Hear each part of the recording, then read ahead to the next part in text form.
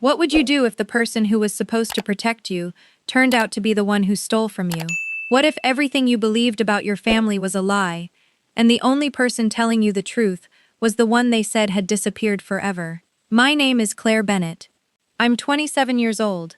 I work as a junior interior designer at Hartwell Design Studio in Hartford, Connecticut. A job that sounds impressive until you see my paycheck. Most months I cover rent, utilities, and groceries, and there's almost nothing left. I live alone in a one-bedroom apartment on Maple Street, the kind of place where the ceiling leaks every time it rains, the heater breaks down at least twice every winter, and there's a patch of black mold in the bathroom corner that no amount of scrubbing will fix. I told myself it was temporary. I told myself I was building towards something. But the truth was, I had been telling myself that for years. My parents, Thomas and Margaret Bennett, live 40 minutes away in a 5-bedroom colonial in Westport, the kind of neighborhood where every lawn is perfect and every Christmas wreath costs more than my weekly grocery bill. They host dinner parties. They know the right people. They wear the right clothes. And they have spent most of my life making sure I understood exactly how far below their standard I fell. Growing up, I wasn't their daughter so much as their inconvenience, something to be managed, corrected, and kept at a careful distance. Then there was my grandfather, George Bennett, a man who built a $900 million logistics empire from nothing, starting with a single delivery truck and a refusal to quit. He had been absent from our family for nearly 12 years. My parents always said he preferred solitude, that he didn't like gatherings, that he had simply chosen to step away. I believed them. I had no reason not to. That Christmas Eve, I drove to my parents' house in my 2007 Honda Civic with a dent above the rear wheel well that I kept meaning to fix. I parked 2 houses down. I didn't want to ruin the aesthetic of their perfectly lit driveway. Inside, the house was exactly what it always was: crystal ornaments, a string quartet playing softly through hidden speakers, guests holding wine glasses and laughing a little too easily. My mother spotted me the moment I walked in. She looked me up and down and said, without missing a beat, "Claire, honey, you couldn't have found something a little more festive." My father clapped me on the shoulder and grinned at the room. "There she is, our hard-working girl." He said it like a punchline. Then, halfway through the appetizers, my father's phone buzzed on the side table. He glanced at the screen, and every trace of color drained from his face. He stood too quickly, nearly knocking his chair back, and walked to the front door with the stiffness of a man being called to testify. When the door swung open, the entire room went silent. Standing on the front porch, snow dusted across the shoulders of a charcoal wool coat, one hand resting on a dark wooden cane, was George Bennett, my grandfather, the man my parents said wanted nothing to do with us. He stepped inside slowly, and his eyes moved past every face in that room until they found mine. He crossed the floor without a word to anyone else, wrapped both arms around me, and held on. His voice, when it finally came, was barely above a whisper. "Claire, I'm so sorry I stayed away so long." I didn't know what to say. I didn't understand why he was apologizing.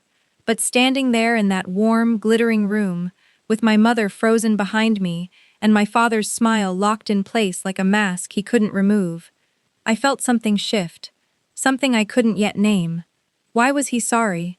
What did he know?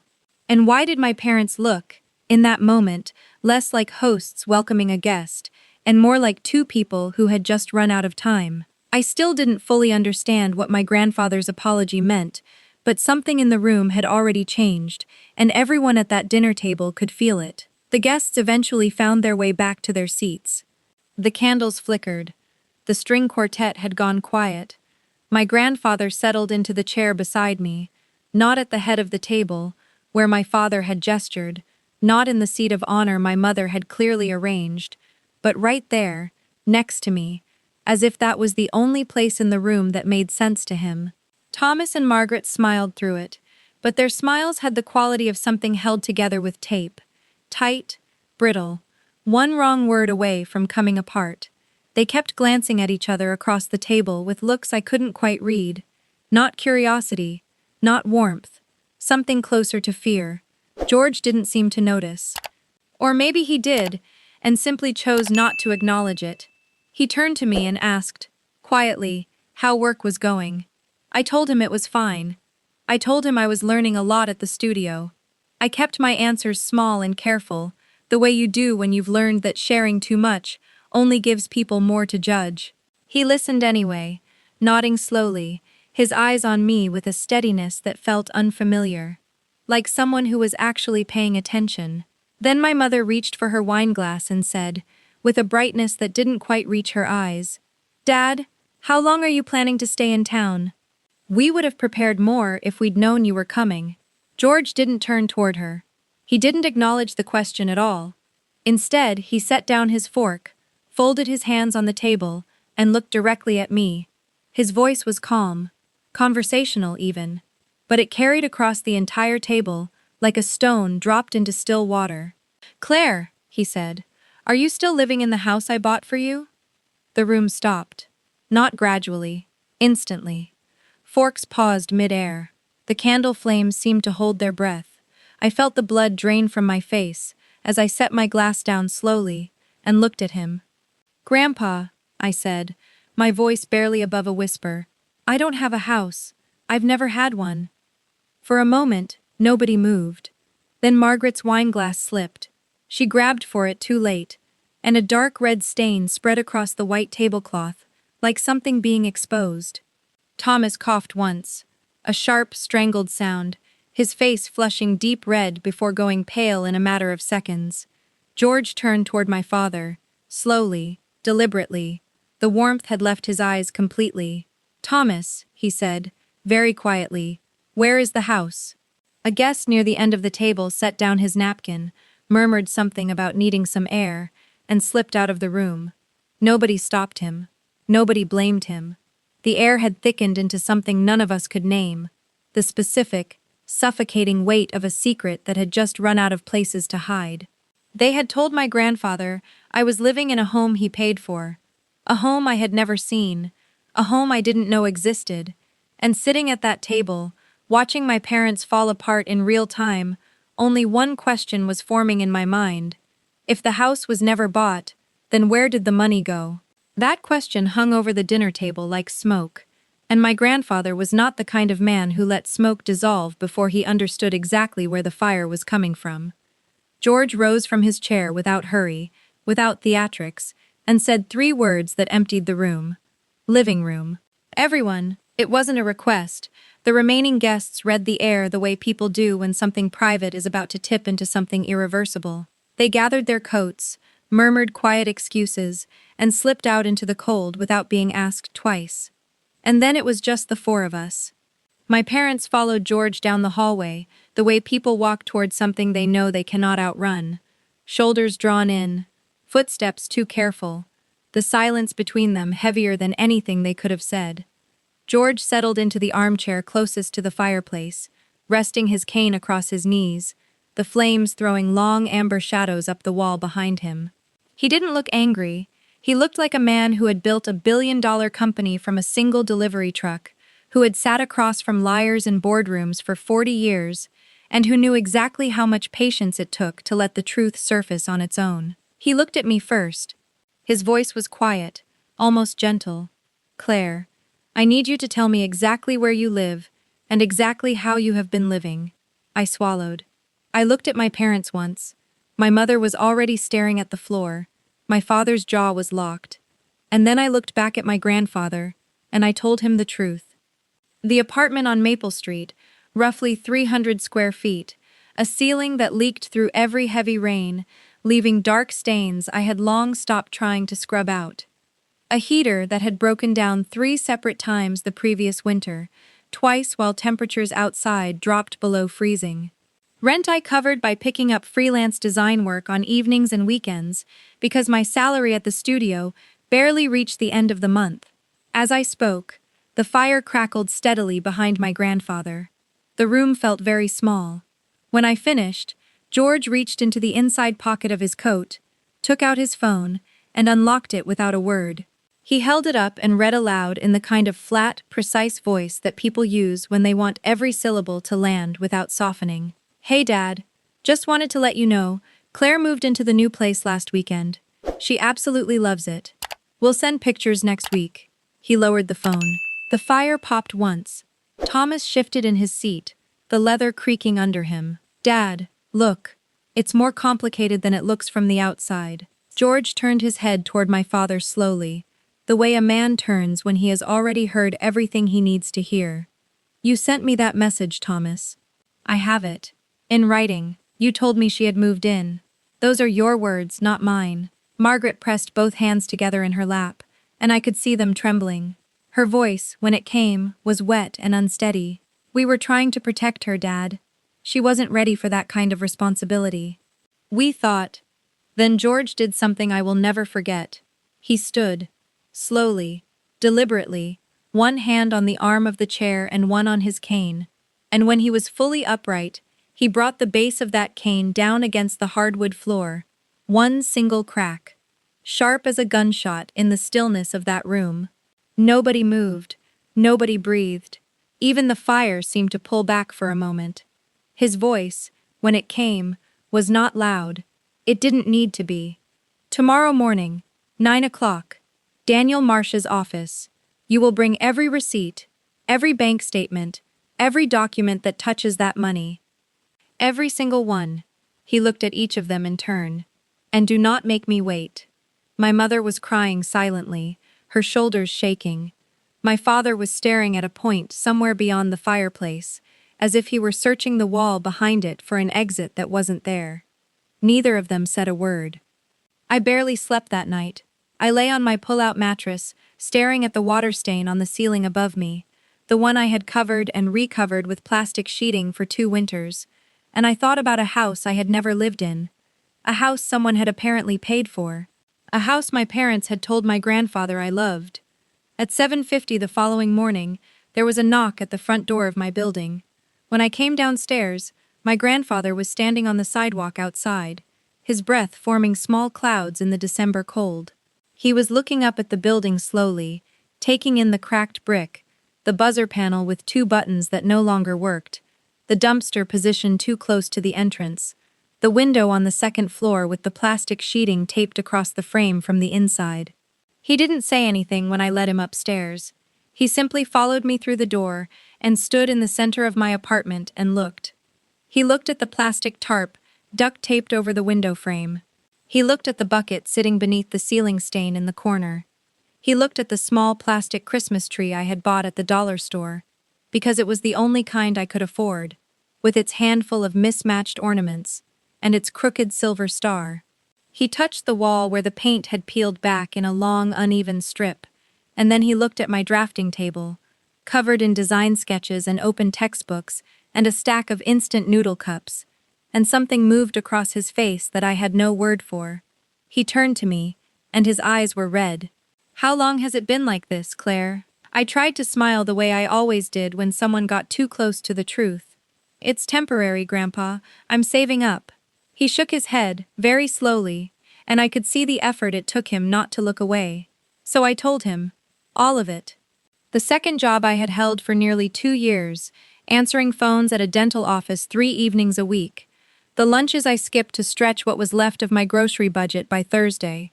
The student loans I was still paying down because I had covered every dollar of my tuition myself, without help from anyone. The ceiling repair I had done with tape and a sheet of plastic, because the landlord had stopped returning my calls 4 months earlier. And then I told him the thing I had never said out loud to a single person in my life. I thought I deserved this, Grandpa. I genuinely did. I kept thinking, maybe this is just what I get. Maybe this is my fault somehow. He crossed the room and put his arms around me, and something that had been held in place for a very long time, years of silence, of managing and minimizing and telling myself I was fine, finally gave way completely. I held on to him, and I cried in a way I hadn't let myself cry in years. When I finally stepped back and wiped my face, he looked at me with an expression I will carry for the rest of my life. Not pity, not guilt. Something far more specific than either of those. the look of a man who has just understood the full and true cost of trusting the wrong people with something that mattered, and has made a quiet, unshakable decision about what he is going to do next. He cupped my face gently in both hands and said, barely above a whisper, "You deserve to be loved, Claire. Not managed, not punished, loved." What was waiting for us at Daniel Marsh's office that morning would change everything. For my parents, for me, and for a future that none of us could yet see clearly from where we were standing. My grandfather had promised me that morning in my apartment that things were going to change. And walking into Daniel Marsh's office at 8:50, with the winter light cutting cold and flat through the glass facade of the building, I began to understand exactly what kind of change he meant. The office was all floor-to-ceiling glass and white overhead lighting, the kind of space designed with one specific purpose: to leave no shadows anywhere for anything to hide in. Daniel Marsh was already seated at the head of the conference table when we arrived. Salt and pepper hair, reading glasses pushed low on his nose, a series of color-coded folders arranged in front of him with the quiet, unhurried precision of someone who had been building toward this moment for a long time. He stood when we entered, shook my grandfather's hand with both of his, then turned and shook mine. He gestured toward the chairs across from his and said simply, "Please, make yourselves comfortable." We sat. The room was very still. At 9:17, the door opened. Thomas and Margaret came in together, but not the way people enter a room they belong in. They moved carefully, eyes swollen, clothes slightly wrinkled in the way that happens when you've slept in them, or barely slept at all. My mother was gripping the strap of her purse with both hands. My father's jaw was set in that particular way he had, the expression he wore when he was preparing to argue his way out of something. Daniel looked at Thomas, gave a single nod, and said, "Please sit down." He did not stand. He did not extend his hand. Thomas noticed. The muscle along his jaw tightened. He pulled out the chair and sat without a word. Daniel opened the first folder and slid a single printed page to the center of the table, smooth and deliberate as a card being dealt. "This is the wire transfer Mr. Bennett initiated 3 years ago, $430,000, designated specifically and explicitly for the purchase of a home for Claire." He let that sit for a moment, then placed a second document directly beside it. "And this is the complete record of where that money actually went." The room held its breath as he read through the line items one by one, his voice carrying the flat neutrality of a man reading facts he finds personally contemptible, but professionally obligated to present without emotion. $195,000, down payment on a lakefront property at Silverwood Lake, titled in Thomas and Margaret Bennett's names. $44,000, interior renovations completed on that same property over 14 months. $13,500, international travel, 2 passengers, London to Rome, to Santorini, business class.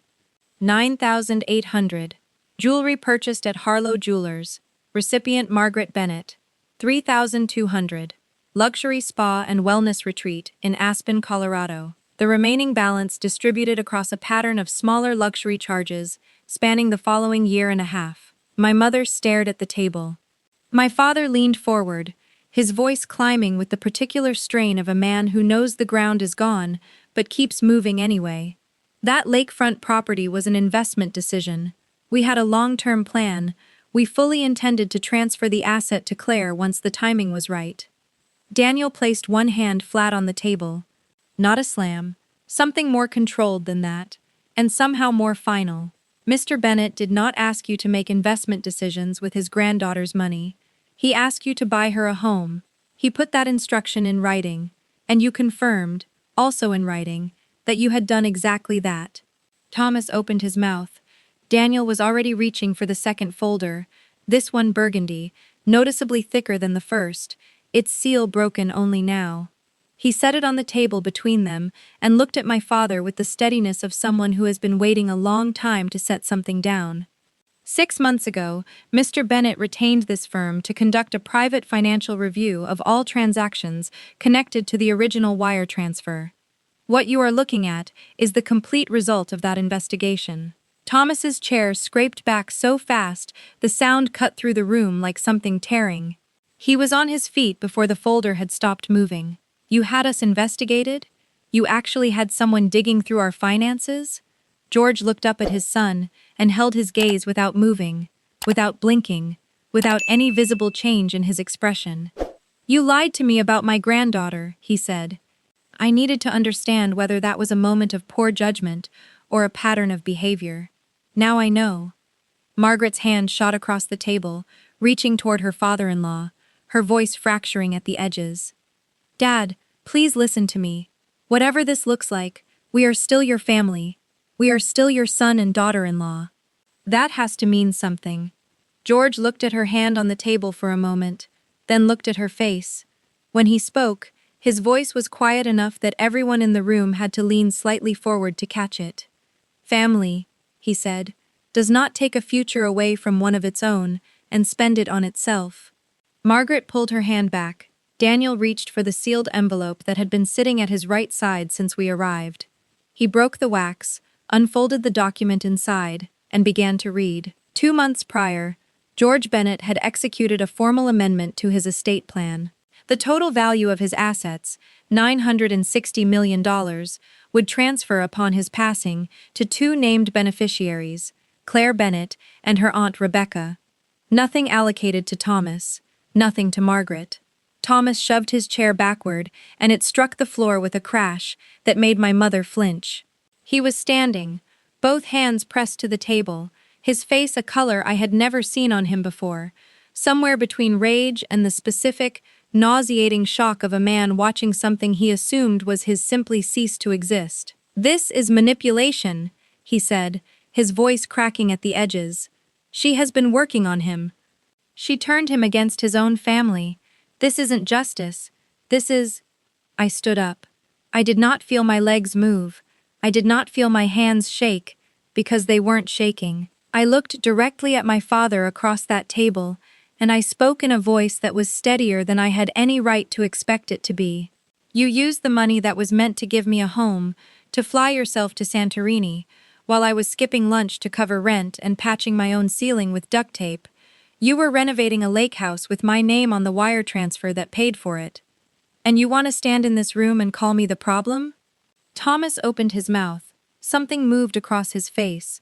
The beginning of a word, a defense, another version of the same argument he had been making his entire life, and then it stopped. His mouth closed. For the first time in 27 years, my father had nothing to say to me.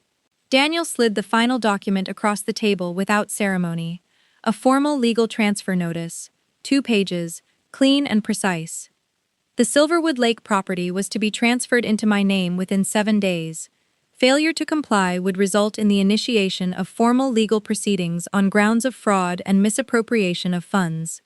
My parents did not speak. They sat in their chairs with the particular stillness of people who have just watched every door in the room lock simultaneously and have finally understood there is no version of this that ends differently than it is ending right now. I picked up my bag. I pushed back my chair. I walked out of that conference room ahead of my parents, ahead of both of them, for the first time in my life. I did not look back. I did not wait for permission.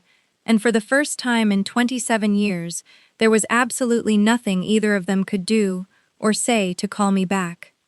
I walked out of Daniel Marsh's office that morning, feeling lighter than I had in years. But the story wasn't over yet, because some things still had to be finished before they could be left behind. On the 7th day, Thomas and Margaret signed the transfer documents. Daniel called me at 9:30 to let me know. He said they arrived on time, said nothing beyond what was legally required, and left without making eye contact with anyone in the room. That afternoon, I sat across from Daniel in his office while he slid a single key across the desk toward me. A plain brass key on a simple ring, nothing dramatic about it at all. My grandfather sat in the chair beside me. He didn't take my hand this time. He just looked at me and smiled, and his eyes were wet, and that was enough. I drove to Silverwood Lake alone. I wanted that moment to belong only to me. When I pushed open the front door and stepped inside for the first time, The late afternoon sun was pouring through the tall glass windows in long golden panels across the white oak floors. The lake outside was perfectly still, the kind of still that makes the water look like it's holding its breath. I stood in the middle of the living room and I cried. Not because I was happy, though I was, but because I finally understood how much I had survived to get there, and how long I had spent believing I deserved something far less. 3 weeks later, my mother called. Her voice was quiet and hollow, and she told me that Thomas had been struggling, that things at home were hard, that she hoped we could find a way back to each other. I listened to everything she said without interrupting. Then I told her the truth, as gently as I could. Mom, I forgive you. I mean that. But forgiveness doesn't mean going back to the way things were. I ended the call and stood at the window looking out at the water, and for the first time in my life, I felt no guilt for saying it. George's health declined steadily through the following months. He moved into a private care facility in the city, and I visited every single day without exception. Some afternoons he was sharp and talkative, full of stories about his early years, the delivery routes he used to drive before he had enough to lease a second truck, the years he spent building something from nothing because he refused to accept that nothing was all he deserved. Other afternoons he slept, and I just sat beside him and held his hand. One evening near the end of winter, he opened his eyes and looked at me very clearly, the way he sometimes did when something mattered enough to say out loud. He wrapped his fingers around mine and said, softly, "You are my real legacy, Claire. Not the company, not the money, you." I told him I wasn't going anywhere, and I kept that promise until I no longer could. In the months that followed, I converted the front room of the house into a proper design studio. Drawing table, reference shelves, good natural light off the water. I started taking on clients who reminded me of who I used to be. Single mothers trying to make a small apartment feel like a home. Young people just starting out, with more ambition than budget. People who had been told, in one way or another, that they didn't deserve anything beautiful. I offered free consultations on Saturday mornings. I started volunteering with a local nonprofit that helped place families transitioning out of emergency housing. Slowly, without quite planning it, I built a life that felt like mine. Not inherited, not borrowed, not held together with tape and apology, but genuinely, solidly mine. The following Christmas Eve, I decorated the house with simple white lights strung along the windows and the porch railing overlooking the lake. I made 2 mugs of hot cocoa. I set one on the side table, next to my grandfather's favorite ceramic mug, the one with the small chip along the rim that he had never let anyone throw away. I stood at the window with my hands wrapped around my own mug and watched the snow come down over Silverwood Lake, soft and slow, settling on the dark water without a sound. And I whispered, "Grandpa, I'm okay. I'm living well, just the way you wanted." The white lights reflected in the glass in front of me, trembling faintly with the warmth coming off the room. And for just a moment, they looked almost like a smile from somewhere far away and close at the same time.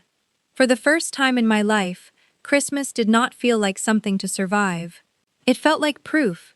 Proof that the truth finds its way back, no matter how long it has been buried.